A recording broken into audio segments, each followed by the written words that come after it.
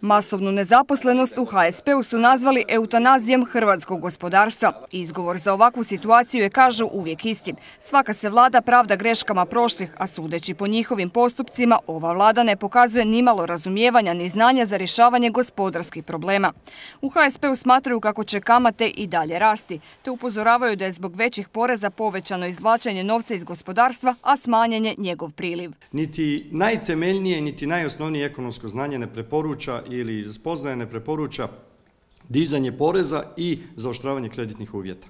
Ako se ide na dizanje poreza, moraju doći do slabljenja kreditnih uvjeta, odnosno lakših uvjeta kreditiranja. Ako se ide na slabljenje porezne politike, blaže, onda se ide na zaoštravanje kreditnih uvjeta. Vlada upravo radi suprotno. U HSP-u se stoga zalažu za promjenu monetarno-kreditne politike kako bi se pokrenula potrošnja. A umjesto da se o tome priča, glavna tema zadnjih nekoliko dana su novi automobili. Prema riječima predsjednika HSP-a Danijela Srba, troše se milijuni na nova vozila za koja nitko ne zna tko ih je i zašto naručio.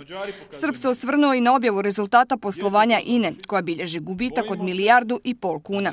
Smatra da hrvatska vlada ne vodi pregovore s INom na način na koji će Hrvatska iz toga izvući korist. INA treba biti hrvatska.